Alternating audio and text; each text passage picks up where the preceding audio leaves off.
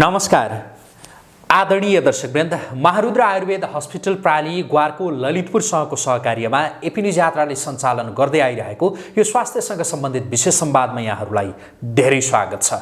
म रोहित भण्डारी। दर्शकवृन्द, स्वास्थ्यसँग सम्बन्धित यो विशेष संवादमा हामीले डाक्टर मुकेश कुमार ठाकुरसँग विभिन्न रोगका सन्दर्भमा केन्द्रित रहेर कुराकानी गर्दै आइरहेका छौँ र आजको कार्यक्रममा हामी हिस्टेरिया नामक रोगका सन्दर्भमा केन्द्रित रहेर कुराकानी गर्छौँ। हिस्टेरिया यो नाम सुनिसकेपछि नै यो रोग कस्तो प्रकृतिको हो भनेर कतिपयले अनुमान लगाइसक्नुभयो होला, अनि कतिपयका लागि यो नाम नै पहिलो पटक सुनिएको पनि हुनसक्छ। तर हामी यहाँहरूले सुन्नुभएको या यहाँहरूले नसुन्नु भएको जुन रोग छ हिस्टेरिया जे भनिन्छ, यसका सन्दर्भमा डाक्टर ठाकुरसँग विस्तृतमा कुराकानी गर्दैछौँ। यो रोग किन लाग्छ र यसको निदान कसरी गर्न सकिन्छ, हामी यसमा केन्द्रित रहेर अब उहाँसँग थप कुराकानी गर्छौँ। डाक्टर साहब, स्वागत छ यहाँलाई। धन्यवाद सर। मैले यो हिस्टेरियालाई रोग भनेर भने कार्यक्रमको त्यो सुरुवातमा, वास्तवमा यो रोग भन्न मिल्छ कि मिल्दैन हिस्टेरियालाई? यसले सर अब दुईटै कन्सेप्टबाट बुझ्नु पर्यो। आयुर्वेदमा भन्दाखेरि रोगै बुझिन्छ यसलाई। यो पनि अब एउटा बातको जुन मैले 80 प्रकारको रोगहरू भनेको थिएँ त्यसमध्ये एउटा यो पनि बाथ रोग हो कि। अब बाथ रोग भन्ने बित्तिकै हामी दुखाइ सम्बन्धी समस्याहरू बुझ्छौँ, तर यो पनि एकल बाथ रोगमध्ये यो पनि आउँछ। यो पनि बाथकै विकृतिको कारणले गर्दा हुने भइहाल्छ, तर मोडर्न कन्सेप्टमा छैन सर। यो साइकोलोजिकल डिसअर्डर मात्रै, एउटा मेन्टल डिसअर्डर सम्झौँ यसलाई, मात्रै यसलाई बुझिन्छ सर। कतिपयले यो हिस्टेरिया भन्ने बित्तिकै यो कस्तो प्रकारको रोग हो भनेर बुझिसक्नु भयो होला होइन, कतिले भोग्नु भएको होला, कतिले देख्नु भएको होला, अनि कतिपयले पहिलोपटक सुनिरहनु भयो होला यो हिस्टेरिया भनेको। डाक्टर साहबले नै अलिकति विस्तृतमा भनिदिनुहोस् त यो हिस्टेरिया भन्दाखेरि कस्तो छ सर कि हाम्रो ब्रेनले केही कुरा खोजेको हुन्छ है, तर त्यो कुरा हामी स्पष्ट कसैले भन्न पनि सक्दैन होइन। त्यस्तो हुन्छ व्यक्तिलाई। कुनै गोप्य कुरा पनि हुनसक्छ, कुनै अवस्था विशेषले पनि त्यो कुरो लुकाएको हुनसक्छ कि अब घरमा एक्लै छ, कसैको आमा बुवा बितिसकेको छ होइन, अनि छोराछोरी एक्लै छ। अब त्यति बेला त्यसले आफ्नो मनको चाहिँ कुरा कसलाई भन्ने? सामान्य कुरा पनि कि उसलाई आवश्यक पर्यो भने त्यति बेला कसलाई भन्ने? आफ्नो अङ्कल आन्टी अथवा कुनै अर्कैसँग भन्नु पर्यो भने, आफ्नो रिलेटिभलाई भन्नु पर्यो भने त्यति बेला पनि उसलाई अप्ठ्यारो हुन्छ कि मैले भन्दाखेरि अब दिन्छ कि दिँदैन, मेरो आवश्यकता पुरा हुन्छ कि हुँदैन, भएन भने फेरि अर्कै समस्या, त्योभन्दा राम्रो भन्दैन भनौँ। अब यसरी लुकाएकै हुन्छ। त यो एउटा पारिवारिक समस्यासँग पनि रिलेसन कुरा भइहाल्छ। त कुनै पनि कुरा यस्तो हाम्रो ब्रेनले डिमान्ड गरिरहेछ, तर त्यो कुरा चाहिँ हामी कसैलाई भन्न सकेका छैन, मनमा नै आफ्नै भित्र राखिरहेछौँ। अब त्यसले गर्दा के हुन्छ कि हाम्रो शरीरमा एउटा बातको जुन मैले गति भनेको थिएँ तपाईँलाई, कि बातको गतिमा पनि विकृति आउँछ, जसले गर्दा जुन कन्सियस माइन्ड सबकन्सियस माइन्डको कुरा हामी गर्छौँ, जसलाई आयुर्वेदमा अन्तश्चेतन र बहिश्चेतन भन्छ कि।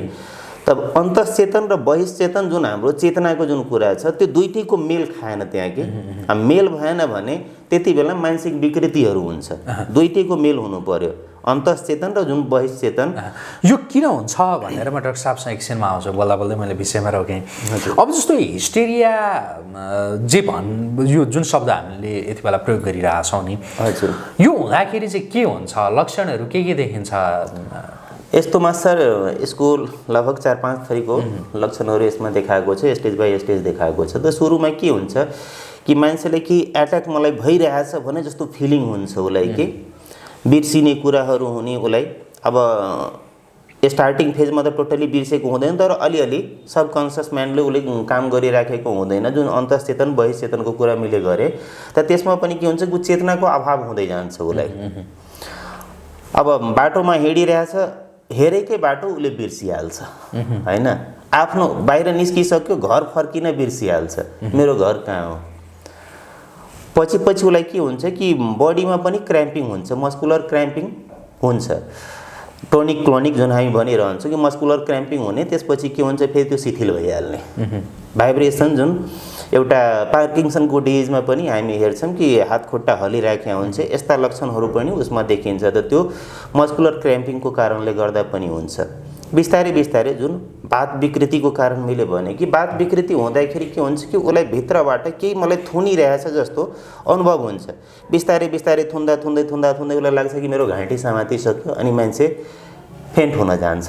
त त्यो भनेको उसले यसको उच्चतम मैले फेरि उच्चतम रूप भनेको चाहिँ फेन्ट हुने सर। फेन्ट हुन्छ। डाक्टर साहबले जो विभिन्न लक्षणहरू भनिरहनु भएको थियो त्यसमा अझ विस्तृत कुरा गर्नलाई मैले आग्रह गरेँ फेरि। त स्टार्टिङ फेजमा यसलाई त आफूलाई मुर्छा आएको बेलामा के हुन्छ कि सर जसरी हामी इपिलेप्सीको केसमा कुरो गर्छौँ नि कि एकैचोटि जहाँ पनि एट्याक भइहाल्छ उसलाई, एक्लै हिँडिरहेछ तर लड्दाखेरि उसलाई केही नै थाहा हुँदैन कि म कसरी लडेँ के गरी लडेँ कहाँ केमा ठोक्यो, उसलाई केही त्यति बेला अनुभव हुँदैन। तर यो केस र त्यो केसमा दुइटैमा फरक हुन्छ सर के एपिलेप्सीको केसमा र यसमा फरक हुन्छ।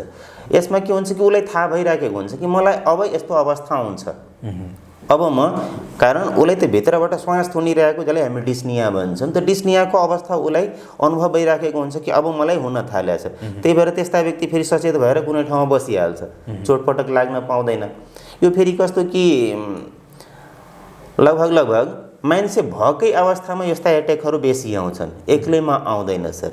यस्ता व्यक्तिले फेरि लक्षणको कुरा जुन गर्नुभयो यस्ता व्यक्तिले के हुन्छ सर कि बिस्तारै त्यो एक्लैमा कुरा गरिरहेको हुन्छ कि यो जुन हाम्रो कन्सेप्ट कस्तो भइसकेको छ कि एउटा सेक्सुअल डिसअर्डरतिरको मात्रै समस्या छ। हिस्टेरिया भन्ने बित्तिकै अब महिलामा विशेष हुने, पुरुषमा कम देखिने यस्ता कुराहरू त छँदैछ।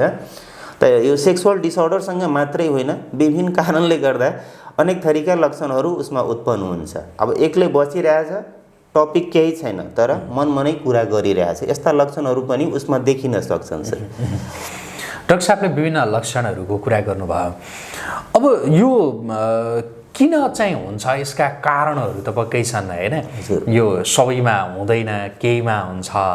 डाक्टर साहबले अघि भन्नुभयो फेरि एक्लै रहेको बेलामा यो हुने सम्भावना कमै हुन्छ, त्यो मान्छेहरूको भिडभाडमा चाहिँ हजुर अलिकति धेरै हुन्छ। हजुर अब के छ कि डिसअर्डर भनेको, मेन्टल डिसअर्डर भनेको मैले अघि नै भनेको थिएँ सर कि एउटा ब्रेनले हाम्रै खोजेको कुरा हुन्छ होइन, किन हुने कुरामा त उसको ब्रेनले के खोजिरहेछ। जुन परिवारमा कसैलाई भइहाल्यो भने हामी नै त्यसलाई डायग्नोज गर्न थाल्यो, परिवारमै पहिला डायग्नोज गर्नुपर्ने हुन्छ कि यो व्यक्तिमा यस्ता लक्षण किन देखियो होइन।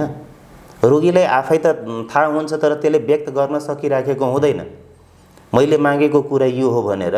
अब जसरी अब मैले एउटा लभको रिलेसनको कुरा म गरिरहेको छु सर। अब केटाकेटीको लभको रिलेसन परेको छ, अब त्यो बिचमा गार्जियनले एक्सेप्ट गरेन, कुनै पक्षको, केटा पक्षको अथवा केटी पक्षको गार्जियनले एक्सेप्ट गरेन। उसको डिमान्ड भनेको एडल्ट एजमा भनौँ अपोजिट सेक्स डिमान्ड मात्रै भएको हुन्छ। अपोजिट सेक्स डिमान्ड त गार्जियनले त पुरा गर्न सक्दैन त्यति बेला, होइन अहिले तिम्रो पढ्ने बेला छ, पढ्ने बेलामा यो काम गरिहाल भन्ने कुरा त कसैको गार्जियनले भन्दैन। तर एउटा के हुन्छ कि हाम्रो शरीरमा जुन हर्मोनल चेन्जिङ भइराखेको हुन्छ, त्यो महिला मान्छेमा पनि पुरुष मान्छेमा पनि जुन हर्मोनल चेन्जिङ भइराखेको हुन्छ, त त्यो वेगलाई यदि त्यो केटा अथवा केटी मान्छेले रोक्न सकेन होइन, यसलाई आफ्नो एउटा बेग्लै बाटो नै त्यसलाई सम्झिरहन्छ। जुन एउटा फ्युचरको लाइफ हामी एउटा एम बनाएका हुन्छौँ, त त्यो एमलाई बिर्सेर यसैलाई एउटा एम बनाएर कन्टिन्यू त्यो त्यसैमाथि कन्टिन्यू सोचिराखेको हुन्छ।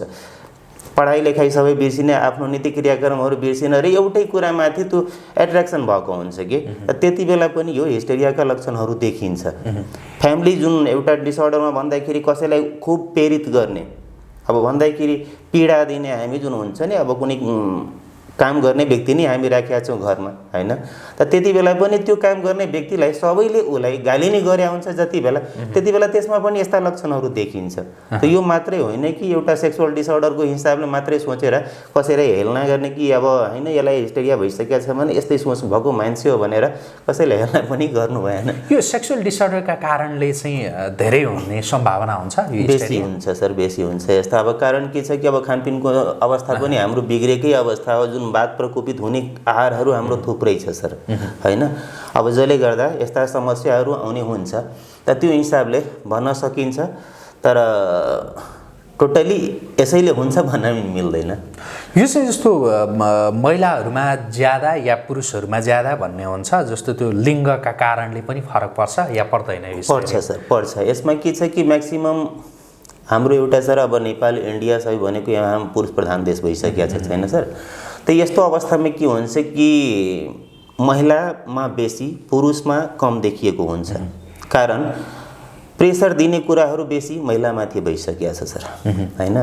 सामाजिक प्रेसर, उसको एउटा लाज शर्मको कुराहरू पनि हुन्छ, हाम्रो फ्यामिली प्रेसर पनि हुन्छ। पुरुष मान्छे बाहिर घुमफिर गर्ने, महिला मान्छे घरमै थुनेर बस्ने, घरमा फेरि उसको कुनै काम छैन, त्यस्तो अवस्थामा पनि अथवा परिवारले पनि के हुन्छ कि अब महिला मान्छे घर बाहिरबाट त आएको हो नि, अर्को घरबाट त आफ्नो घरमा आएको हो, त छोरा मान्छे चाहिँ एकदम राम्रो रे, छोरी मान्छे खराब भइहाल्यो। त्यति बेला एउटा जुन कन्सेप्ट हुन्छ कि बुहारीमाथि कम विश्वास गर्ने, छोरीमाथि बेसी विश्वास गर्ने, आफ्नो सन्तानमाथि बेसी विश्वास गर्ने कुरा, त यस्ता कुराहरूले पनि उसलाई मेन्टल डिसअर्डर दिइराखेको हुन्छ कि उसले आफ्नो तर्फबाट राम्रो काम गरे पनि सबैले उसलाई नराम्रो सम्झिराखेको हुन्छ। र त्यति बेला पनि उसको मनमा थरी थरीका कुराहरू खेलिराखेको हुन्छ। अब जसले गर्दा त्यो पनि एउटा मेन्टल डिसअर्डर अन्तर्गत आउँछ। यो हुन नदिन चाहिँ के गर्ने डाक्टर साहब? अब जस्तो यो त एउटा पारिवारिक माहौल नै राम्रो बनाउनु पर्ने रहेछ होइन, यसो सामान्य बुझ्दाखेरि। हजुर, अब यसमा के छ सर कि टोटली हामी कारण हटाउन सक्दैन। कारण के हुन्छ कि अब विभिन्न थरीका पेसेन्ट, विभिन्न थरीको उसको पारिवारिक अवस्था हुन्छ, उसको पर्सनल एउटा आफ्नो अवस्था बेग्लै बेग्लै हुन्छ। अब एउटा फ्यामिलीमा भएको व्यक्तिलाई जुन हाम्रो क्लोज रिलेटेड, ब्लड रिलेटेड व्यक्ति छ त्यसलाई त सम्झाउन मिल्यो होइन, त त्यति बेला त त्यसलाई कन्ट्रोल गर्न सक्यो। तर जो मान्छेसँग आफ्नो भन्ने कोही छैन, अब त्यसलाई के गरी कन्ट्रोल गर्ने होइन? त अब त्यति बेला उसलाई त दुःख भोग्नै पर्ने कुरा भइहाल्छ। अब उपचारको क्रममा आउँदाखेरि त विभिन्न थरीका उपचारहरू पनि गरिन्छ त्यसको लागि। तर टोटली यही कारण हो, यसरी रोक्न सकिन्छ भन्ने कुरा छैन। तर यदि कसैलाई भइसकिया छ भने होइन, त त्यसलाई रोक्नको लागि कस्तो छ कि यदि फ्यामिली रिलेटेड हाम्रो छ भने उसको समस्या बुझ्ने हामीले कोसिस गर्नु पर्यो। कारण उसले स्पष्ट भन्न खोजेको हुँदैन। जति बेला पनि उसले लुकाएर राख्ने कुरा उसको हुन्छ कि जसले गर्दा एउटै कुरोलाई उसले पटक पटक पटक पटक सोच्दा सोच्दै न उसको भन्दाखेरि म अस्ति पनि भनेको थिएँ कि दिवास्यान र रात्रि जागरणको कुरो त उसले अपोजिट गरिदिएको हुन्छ पनि। राति अब एउटै कुरा सोचिरहेछ रातभरि बसेकै छ। त्यो समस्या उसको जेसुकै पनि हुनसक्छ। र त्यो समस्याको बारेमा सोच्दा सोच्दै अब रात्रि जागरण गऱ्यो फेरि शरीरमा हाम्रो बातको विकृति हुने। बातको विकृति हुने बित्तिकै यसमा के हुन्छ, जुन मैले अन्तश्चेतन बहिश्चेतनको कुरा गरेँ यहाँ त टोटली बिगाडिदिन्छ। कारण एउटा नर्भस सिस्टमसँग त हाम्रो रिलेसन एउटा डिजिज भइहाल्छ, मेन्टल डिसअर्डर भनेको। अब एउटा नर्भस सिस्टमैलाई बिगार्न थाल्यो भने चाहिँ बिस्तारै बिस्तारै जसले गर्दा यसलाई यो समस्याहरू देखिएको हुन्छ। त्यही भएर ठ्याक्कै यही भन्न सकिँदैन कि यो त्याग गर्यो भने उसले आफूलाई सन्चो पार्न सक्छन्।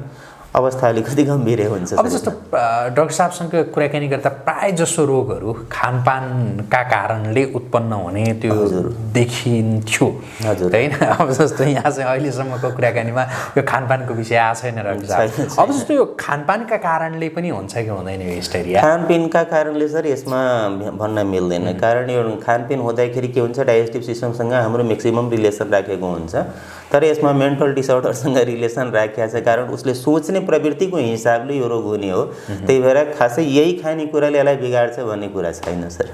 यसमा खानपानले हुन त अरू रोगहरू लाग्न नदिनका लागि पनि खानपानमा त्यो सावधानी त अपनाउनु पर्यो होइन।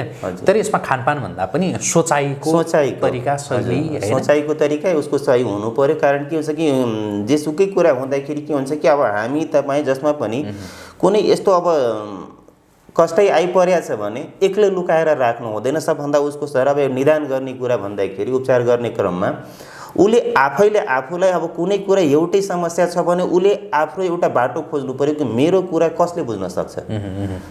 आफ्नो फ्यामिलीको मान्छे पनि हुनसक्छ, उसको नजिकको कुनै रिलेसन भएको मित्र पनि हुनसक्छ।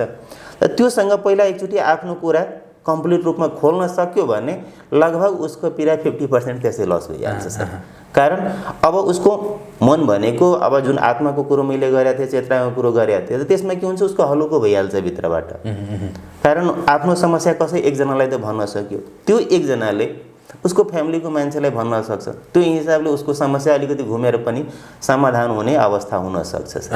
यो चाहिँ अब जस्तो हिस्टेरियाका लक्षण होइन, त्यो लाग्न नदिन के गर्ने भन्ने विषयमा हामीले कुरा गरौँ डाक्टर साहब। हजुर, अब त्यो कुराहरू, आफ्ना भनाइहरू, आफ्ना विचारहरू सेयरिङ गर्दा गर्दै पनि गुम्स्याएर नराख्दै पनि होइन ल भयो हिस्टेरिया।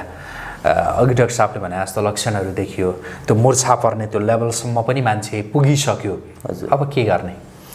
यस्ता अवस्थामा के छ सर कि अब फ्यामिलीको मान्छेले पनि अलि सपोर्ट गर्नु पर्यो, त्यसलाई उसको समस्या बुझ्ने कोसिस गर्नु पर्यो। त्यसपछि के छ सर कि यसमा धेरै औषधिहरू पनि छन् जसले उसलाई सपोर्ट गर्छ, जुन हामी ब्रेन टनिकको रूपमा हामी प्रयोग गरेका हुन्छौँ।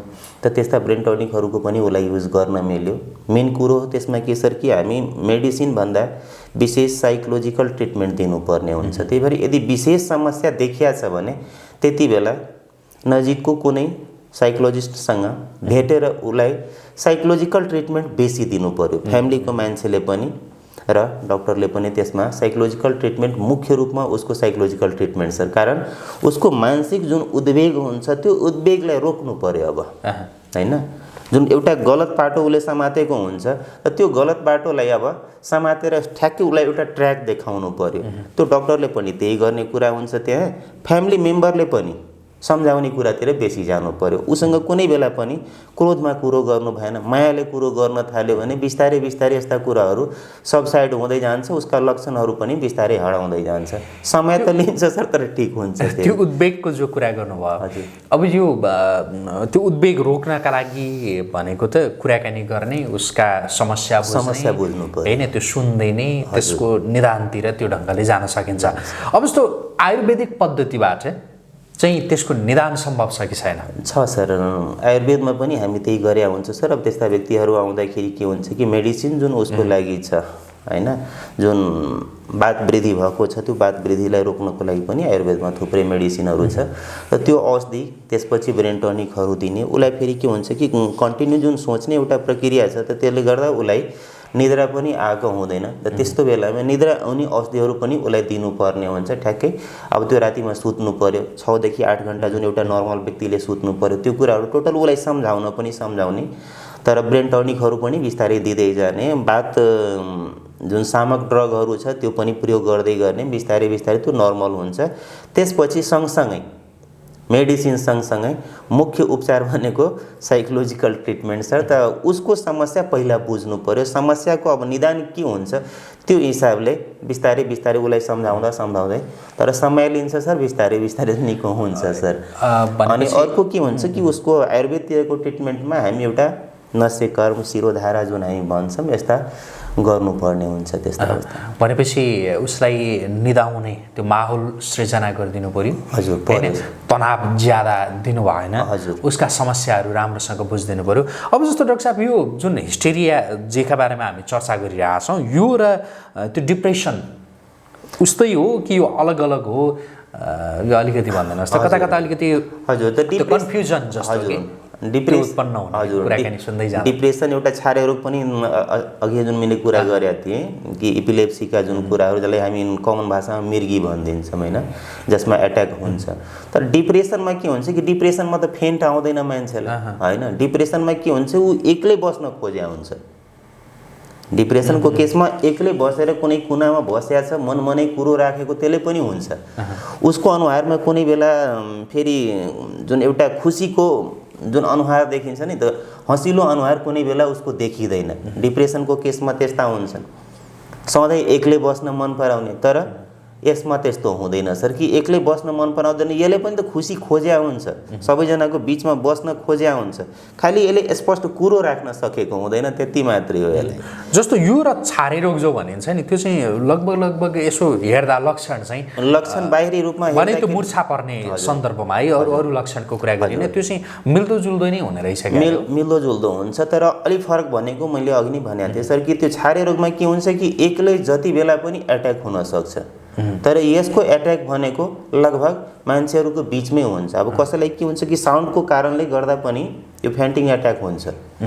धेरै जोरले साउन्ड सुन्यो भने त्यति बेला अब हामी सम्झिन थाल्छौँ कि यसको हार्ट एट्याक भएको छ, त्यस्तो कुरा पनि सोच्न थाल्छौँ।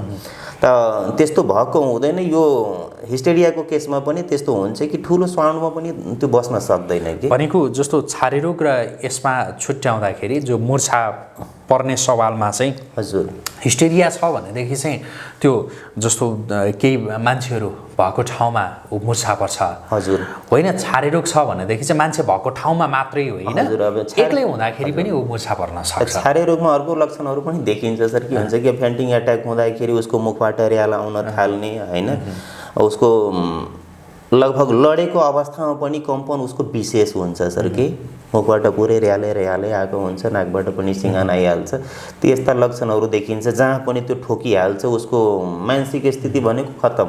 सेन्ट्रल नर्भस सिस्टमसँग उसको जुन अन्तश्चेतनको कुरा गरे त्यो खत्तम भइसकेको हुन्छ। त्यति बेला एट्याक हुने बेलामा फेरि चोट लागिसकेपछि फेरि होसमा आयो भने त्यति बेला फेरि त्यो नर्मलै भइहाल्छ।